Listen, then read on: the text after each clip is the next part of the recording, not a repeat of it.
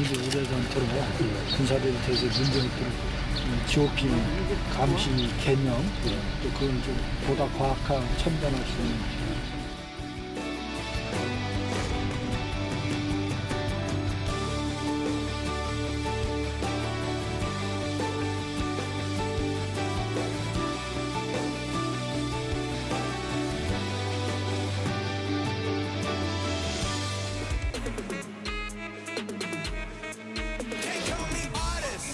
Can't call me idol. 꽉 잡아 날 덮치기 전에 내 맘이 널 놓치기 전에 Say what you want, say what you want. 네가 진짜로 원하는 게 뭐야? 잡아 날 덮치기 전에 내 맘이 널 놓치기 전에 Say what you want, say what you want. 네가 진짜로 원하는 게 뭐야?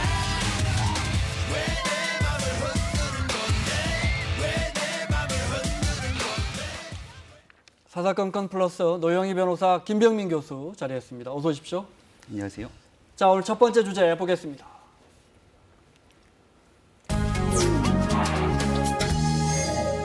미국의 한 연구소가 북한이 13곳의 미사일 기지를 몰래 운영하고 있다고 보도했는데 미 국무부는 이에 대해서 왜 싱가포르 약속을 지키지 않는가라고 했고요. 북한은 진짜 약속을 지키지 않는 걸까요? 이 문제 때문에 세종연구소 홍현익 실장 모셨습니다. 어서 오십시오. 안녕하십니까. 자, 그 전에 GP 철수 이야기 먼저 하고 미사일 문제 여쭤보겠습니다. 네. 비무장지대 안에 GP 철거 지금 뭐 얼마나 된 겁니까? 네, 남과 북이 10개씩의 GP 초소를 철거하기로 했고요. 그 과정에서 병력과 장비는 이미 반출이 다 완료가 된 상황입니다. 네. 남아있는 GP에 대한 초소를 불가역적으로 다시 사용하지 못하도록 철거를 한다 그래서 당초에는 폭파 방식을 고려하다가 생태계 등을 고려해서 여기에 대한 굴착기로 지금 철거 작업이 진행되고 네. 있고요. 아마 이달 말까지 순조롭게 완전한 철거가 완료될 예정입니다. 네, 철거한다. GP를 물론 다 없애는 게 아닙니다. 상징적으로 몇 개만 하는 건데 어떤 의미를 갖는다고 보십니까? 북한 160개, 우리 60개 정도 있는데요. 네. 10개씩 이제 철수하는데 네, 이게 철수가 이제 철거 하는데 굴착기 통해서 이제 합니다. 근데 이제 이게 왜 하느냐? 네, 서로 간의 군사 충돌을 방지하기 위해서 우발 충돌 방지를 하기 위해서 하는 겁니다. 그러니까 서해에서도 2004년에 우발 충돌 방지하기 위해서 서로 약속했듯이 네, 여기서도 지금 사실상 뭐 1km 이내에 서로 마주보고 있기 때문에 1km 이내에 있는 GP들을 우선적으로 철수해서 네. 서로 간에 좀 악감정이 생기더라도 혹시라도. 네, 혹시라도 생기더라도 이게 서로 불상사가 일어나지 않도록 총을 발사해도 서로 맞지 않도록 네. 하도록 하는 거죠. 그러니까 이게 우발적인 충돌과 국지전 방지를 위해서 하는 것이고 네. 가시적이고 상징적인 행위로서 상호 간의 평화 조치이자 신뢰 구축 조치이다. 그러니까 상당히 의미가 있는데 그러나 160개 중에 북한이 10개밖에 안 돼서 170개, 150개 아직 남아 있는 거죠. 네. 기본적으로 그러니까 가장 맞붙어 있는 GP부터 우리 없애자 네, 이렇게 한 그렇죠. 거군요. 그렇죠. 네. 네. 그래도 한 곳씩은 남겨놓기로 했다면서 남과 네, 북이. 그렇습니다. 네. DMZ 내 우리나라 그 강원도 고성에 있는 금강산 전망대라고 불리는 감시 네. 주소는 남겨놓기로 했다고 하는데요. 이게 1953년에 그 정전협정이 체결된 이후에 처음으로 설치된 동해안 369 주소라고 합니다. 근데 네.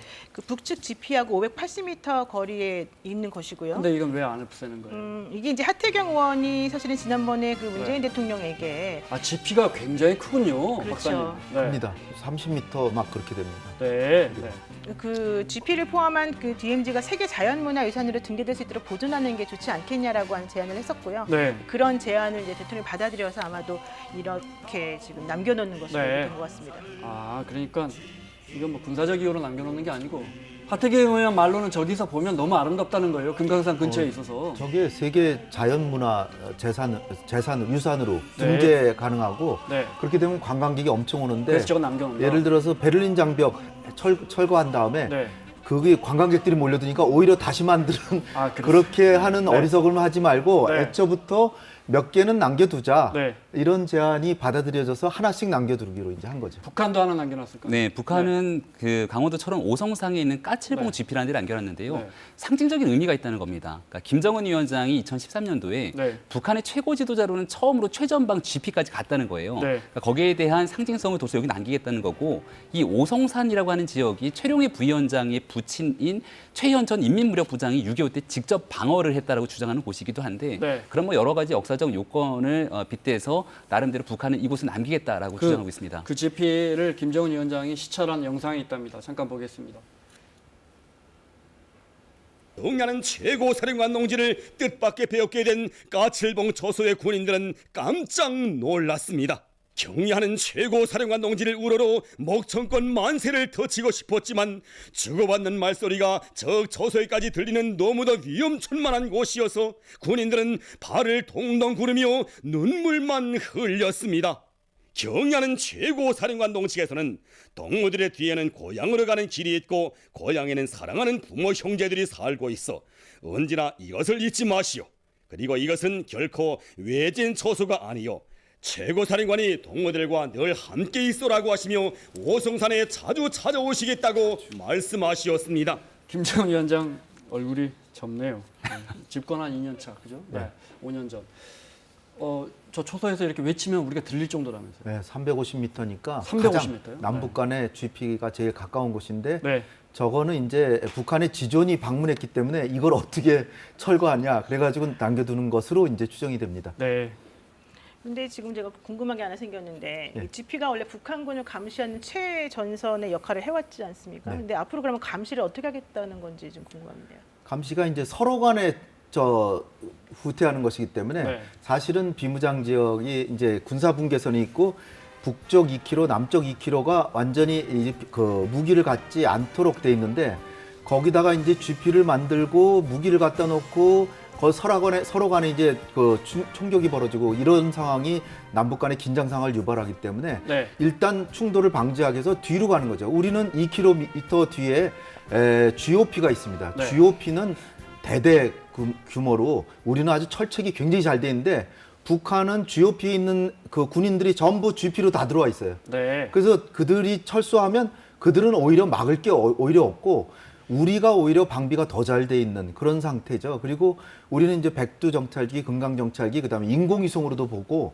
물론 뭐 땅속으로 땅굴을 파는 거는 우리가 예의 주시해야 되겠지만 그러나 상호간의 평화 조치로 하는 것이기 때문에 약간의 이 북한이 이를테면은 기만행위를 하는 거 그거는 아직 위험은 남아 있죠. 네. 그러나 상호 신뢰를 가지고 하는 것이기 때문에 그렇게 크게 염려하실 필요는 없겠다 네. 이렇게 봅니다.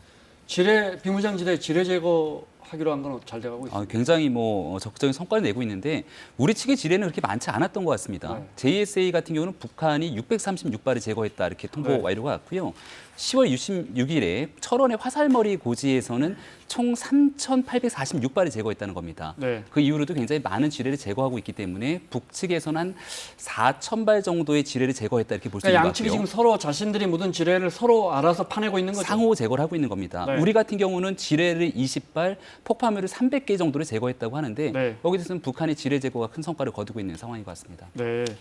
이거 뭐 비무장지대 이거는 그냥 원칙 없이 그 비무장지대에 있는 모든 지뢰를 다 없애는 겁니까 아니면? 일부만 하는 거고요. 일부만 하는 지금 거죠? 빨리 네. 하는 이유는 이제 유해 발굴, 네. 그 다음에 유해 문화재 발굴하려면- 복원, 철원 근처는 문화재 복원 네. 이런 목적으로 그 지역을 우선적으로 하고 JSA 그 지역은 이미 했고요. 네. 그러니까 그 지역은 관광지대화 네. 그리고 철원지대는 유해 발굴이나 이런 것을 위해서 지금 우선적으로 지역만 하는 시범 거군요. 지역으로 한 거죠. 그 특정 지역만 전 시범적으로. 지역을 다 하면 155마일인데 네. 거의 200km가 넘는데 이제 네. 이거 다 하려면 엄청난 시간이 걸리죠. 네. 알겠습니다. JSA 공동경비구역. 그러니까 이제 비무장지대가 있으면 그 안에 판문점이 있고 판문점을 공동으로 경비하는 JSA. 이 안에서도 저희가 화면 준비했는데, 네. 비무장화라고 해야 합니까? 그 원래 비무장지대니까 무장하면 안 되는 건데 다 무장하고 있었는데 지금 보시는 것처럼 이제 저 총기도 소지하지 않고 철모도 안 쓴다고요? 비무장지대 정상화죠. 그러니까 본래 비무장해야 되는데 무장을 했으니까 다시 원래 초심으로 돌아가서 네. 비무장한다. 그래서 10월 28일부터 비무장 경비하고 있고요. 아직은 군사 분계선을 넘나들진 않고 있어요. 근데 이제 왜냐하면은 이게 그 나중에는 관광객들까지도 왔다 갔다 하게 되거든요. 네.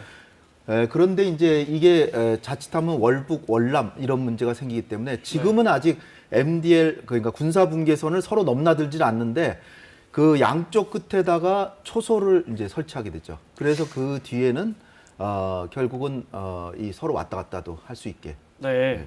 그 아까 화면에 보니까는 그 판문점 뭐 27이라고 그런 완장 같은 걸 북한 군인들이 차고 있던데 이거는 뭔가요? 35까지 네, 숫자가 있다던데. 35명씩 각각 이제 인원을 제한했기 때문에 아, 네. 27번 선수가 되는 거죠. 27번 27번 병사군요, 민정경찰. 그러니까. 네. 이라는 자기의 이름 대신에 저걸 차고 있는 것 같습니다. 그럼 네. 저런 식으로 하게 되면 자유왕래도 이제 가능한 겁니까? 자유왕래는 일단 이제, 판문점까지 아무나 갈 수 있는 건 아니죠. 그렇죠. 국정원에 네. 국정원에 신청을 해서 그 다음에 날짜를 잡고 네. 신원 확인을 하고 왜냐하면 자칫하면 막 넘어가면 안 되니까 네. 그 관리를 해야 되니까 그런 차원인데 결국은 지금은 아직은 저 민정 경찰들도 왔다 갔다는 안 하는데 그 DMZ 그러니까 그 군사분계선 북쪽 판문점 북쪽 지역에 남한 초소를 세우고 남측 끝에 북한 초소를 세웁니다. 그리고 거기는 무장한 상태로 몇 명의 군인들이 지키는 거죠. 그래서 서로가 월북 월남은 못하도록 막는 역할을 하게 됩니다. 그렇게 되면 그게 이제 초소가 새로 만드는 거거든요. 네.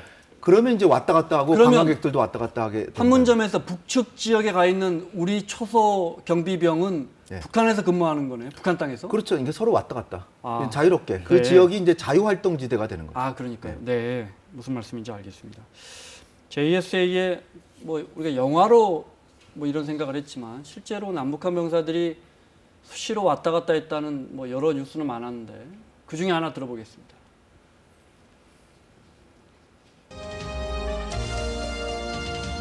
안녕하십니까. 최고조의 긴장이 감도는 판문점 공동경비구역에서 밤이면 믿기지 않는 일들이 벌어지고 있었습니다. 낮에는 마주서 대치하는 남북한 군인들이 밤에는 초소를 오가며 술을 마시고 물건을 받아오기까지 한 것으로 밝혀졌습니다. 오늘 구속된 김모 중사는 판문점 경비소대 부소대장으로 있으면서 30여 차례에 걸쳐서 북한 초소를 드나든 것으로 확인됐습니다. 함께 생활을 했던 부대원들은 김 중사는 새벽 1시나 2시쯤 북한 초소로 넘어가 1시간 반쯤씩 머문 뒤에 인삼주와 맥주, 독일제 약 등을 가지고 돌아오곤 했다고 진술했습니다. 지난 5월 전역한 오모 씨는 롤렉스 시계를 받기도 한 것으로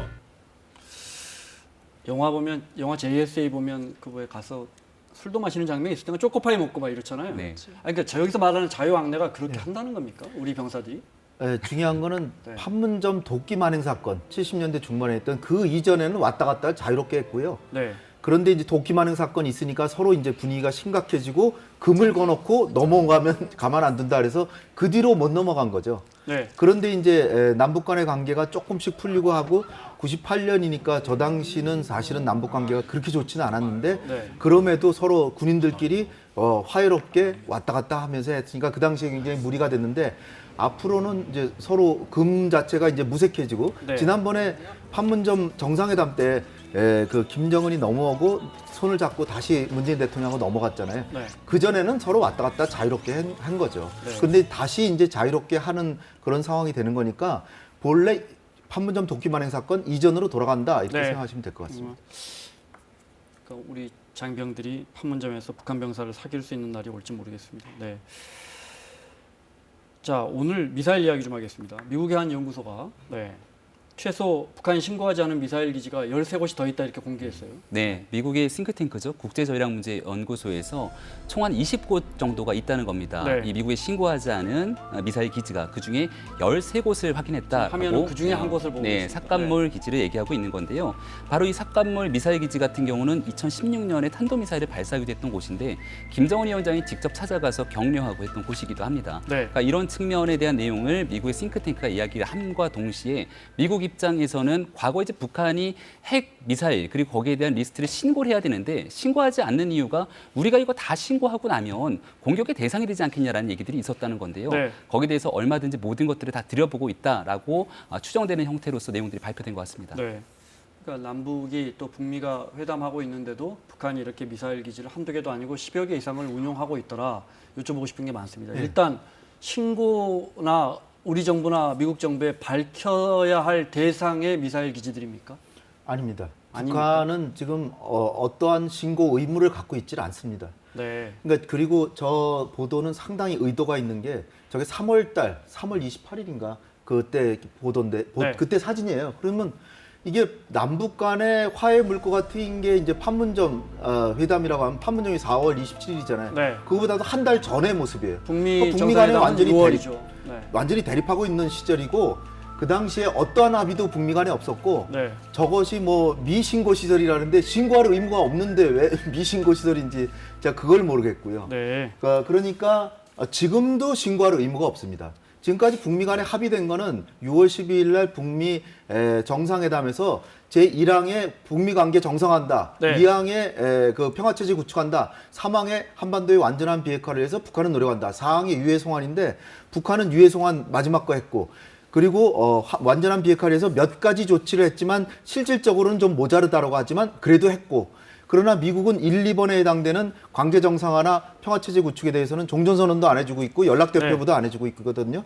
그러면 미국은 아무것도 안 하면서 북한은 약속도 안 했는데 왜 약속 안 지키냐 지금 저러는 거예요. 저게 제가 볼 때는 상당히 북한으로서는 억울한 네. 아무런 의무가 없는데 왜 의무 이행 안 하냐고 하는 거거든요. 네. 그러니까 오히려 알겠습니다. 그러니까 저 지금 네. 지금 저 나온 미사일 기지가 기본적으로 단거리 미사일 기지고 뭐 ICBM이나 노동 미사일 뭐 이런 거 발사하는 그런 곳이 아니다 이 말씀이시죠? 그렇죠. 네. 단거리 지금까지 협의 대상도 아니었고. 우리한테는 위협이지만 북미 간에는 어떠한 채무 관계나 그 신고 의무가 없는데 네. 더군다나 3월 달에 화면을 갖다가 네. 북한이 이렇게 아주 음흉한 기만적으로 하고 있는데 이게 트럼프는 잘못됐다. 이거는 다분히 트럼프를 비판하기 위해서 트럼프의 대북 정책을 비판하기 위해서 나온 화면이고 미국 언론에 기사고 또는 미국 뉴욕 연구소에. 타임즈가 저런 식으로 썼다는 건 전 좀 네. 의아스러운 일입니다. 청와대 입장이 이런 거예요. 지금 북한이 뭐 미사일 기지를 폐기하겠다는 협정이나 협상을 맺은 적이 홍 없다. 박사님하고 지금 홍 박사님 입장이 뭐 똑같은 거의 말씀하시고 같은 설명 있네요. 같습니다. 예. 네.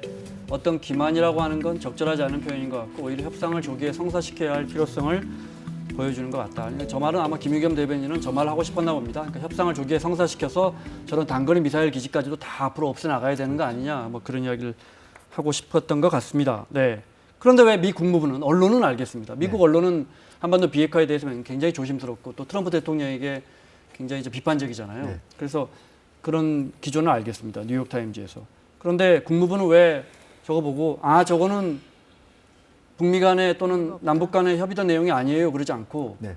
저 보도가 나가니까 국무부는 왜 싱가포르 약속 지켜라는 입장을 내놓은 겁니까? 그러니까 뉴욕 타임즈하고 CSIS 이런 연구소하고 네. 다 트럼프 대통령을 별로 안 좋아하는 그런 언론기관과 연구기관에서 이것을 갖다가 트럼프 행정부는 지금 북한한테 속고 있다. 이런 식으로 얘기하니까 당연히 트럼프 대통령의 지시를 받아서 행동을 하고 있는 국무부는 우리도 나름대로 했다. 그리고 6월 12일 날 합의에 북한은 한반도의 완전한 비핵화를 위해서 노력한다라고 3항에 있거든요. 네. 그 조항에 굳이 여기에 들어간다라고 확대 해석해가지고 사실은 북한은 6월 12일 날 합의를 지켜야 되고 거기에는 미사일도 들어간다. 이렇게 얘기한 것에 불과한데요. 그러나 이 단거리 미사일은 미국하고 북한하고 약속한 적이 전혀 없습니다. 그러니까 네. 국무부가 책임을 회피하기 위해서 한 얘기일 뿐이고 네. 북한을 압박하기 위해서 한 것이고 어떻게 보면 미국의 대다수 수억 명의 미국인들은 북한이 트럼프 대통령의 약속에도 불구하고 저렇게 거짓말하고 있구나 이러는데 이거 자체가 저는 옳은 보도는 아니라는 거죠. 물론 북한이 잘했다는 알겠습니다. 게 아닙니다. 네, 물론. 그러나 그러니까 북한 입장에서 만약에 그러니까 우리 입장에서 바꿔놓고 보면 한반도 평화 시대인데 왜 한국은 수많은 미사일 기지를 지금 아직도 갖고 있느냐 이렇게 북한이 주장해버리면 우리도 황당할 거예요. 지금 그 말씀이신 것 같은데. 그럼요. 근데 이제 우리가 동창리 미사일 발사장 같은 거 폐쇄한다 그래서 추진하고 있고 믿고 있는데 저렇게 작은 미사일 기지도 많으면 언제든지 전용할 수 있는 그런 우려는 없습니까? 그렇게 보시면은 이를테면은 지금 동창리에 그 고정 발사대, 장거리 고정 발사대가 있는데 그거 외에 이동식 발사대가 200개가 있습니다. 네. 차에 싣고 가서 아무데나 세워놓고 장거리 미사일 쏴요. 네. 그러니까 기본적으로 지금 북미 간에 되는 대화 자체가 한계가 있는 거죠. 그러나 고정식 미사일 발사 때는 안정된 미사일 발사장에서 인공위성을 가장해서 쏘니까 제일 위험한 게 동창리 그 미사일 발사장인데 그거를 시범적으로 해체하는 모범적인 행동을 하는 것이고 실제로 북한을 완전히 비핵화하고 미국의 위협을 제거하려면 이동식 발사대 자체도 제거해야 됩니다. 네. 그러니까 저런 미사일 발사대는 저거는 소규모 미사일 발사대인데 미사일 발사장인데 거기까지 안 가더라도 네, 아직도 넘어야 할 산이 많다 이 그렇죠. 말씀이시군요. 저기서 고정 네. 발사대 세우려면 인공위성에 다 드러나고 하는데 네. 그런 것을 이제 일반 국민들이, 일반 대중들이 전문적인 지식은 없기 때문에 그냥 북한은 기만적이다 이렇게 해가지고 여론만 띄우려는 그런 것이다. 따라서 아까 김미겸 대변인 네. 얘기한 것처럼 저런 걸 다 없애려면 좀 더 종전선언도 해주면서 북한에게도 인센티브를 주면서 너네도 체제 보장해 줄 테니까 포기해라. 이렇게 해야 되는데 미국은 자기네들이 할 거는 하나도 안 하고 북한만 너 왜 비핵화를 안 해? 하니까 북한의 얘기는 당연히 1, 2번 항을 미국이 안 하는데 왜 3번 항을 우리가 꼭 해야 되냐. 네. 이렇게 나올 수밖에 없는 거예요. 알겠습니다. 여쭤보고 싶은 게 많은데 시간 때문에 오늘 여기서 홍현익 박사님 보내드리겠습니다. 고맙습니다. 감사합니다. 자, 김병민 교수, 노영희 변호사와 함께하고 있습니다. 오늘 두 번째 주제 보겠습니다.